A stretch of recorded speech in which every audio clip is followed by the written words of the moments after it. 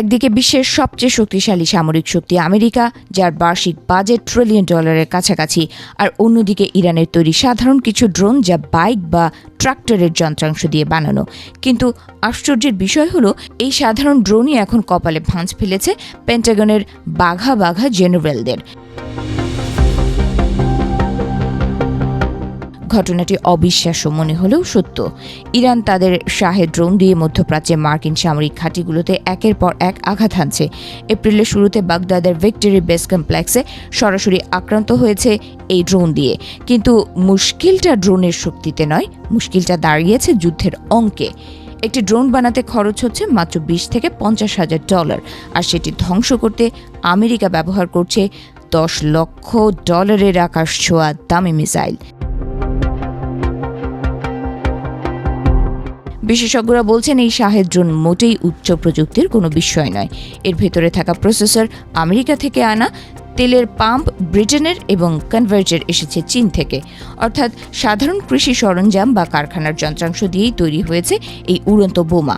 এই সাধারণ প্রযুক্তিই এখন আমেরিকার আধুনিক প্রতিরক্ষা ব্যবস্থার সবচেয়ে বড় মাথা ব্যথার কারণ হয়ে দাঁড়িয়েছে। ইউক্রেন যুদ্ধে এই একই দৃশ্য দেখা গিয়েছে। রাশিয়া কয়েকশো শাহেদ ড্রোন একসাথে ওড়ায়। তারা জানে এর মধ্যে 75% হয়তো ধ্বংস হয়ে যাবে, কিন্তু বাকি 25% যদি লক্ষ্যে পৌঁছতে পারে তবেই কেল্লাফাতে। কারণ প্রতিপক্ষ যখন একটি সস্তা ড্রোন মারতে কোটি টাকার মিসাইল শেষ করে ফেলে, তখন আসলে যুদ্ধটা তো সেখানেই তারা হেরে যায়। ইউক্রেন অবশ্য এই অঙ্কের লড়াইয়ে পাল্টা চাল দিয়েছে। তারা মাত্র $1,000 থেকে $2,000 খরচ করে তৈরি করেছে ইন্টারসেপ্টর ড্রোন, যা আকাশে গিয়ে শত্রুর ড্রোনকে ধাক্কা দিয়ে ধ্বংস করে দেয়। $2,000 দিয়ে $20,000 ড্রোন ধ্বংস করা একেবারেই লাভে লাভ। আর এখন খোদ আমেরিকা সেই ইউক্রেনীয় বিশেষজ্ঞদের কাছ থেকে বুদ্ধি ধার করছে।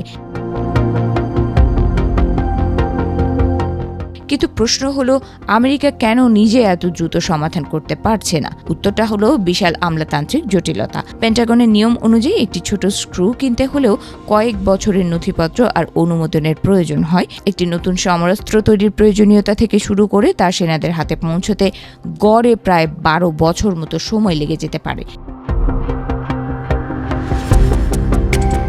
শুধু সরকারি নিয়মই নয়, বড় বড় অস্ত্র ব্যবসায়ী কোম্পানিগুলোও চায় না এই নিয়মের পরিবর্তন হোক, কারণ তারা স্থিতিশীল আর দামি চুক্তিতেই অভ্যস্ত।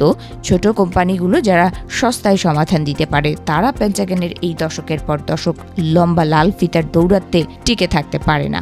ফলাফল, আমেরিকা এখনও সেই 20 বছর আগের পুরনো আর অতি দামি প্রযুক্তিতেই আটকে আছে।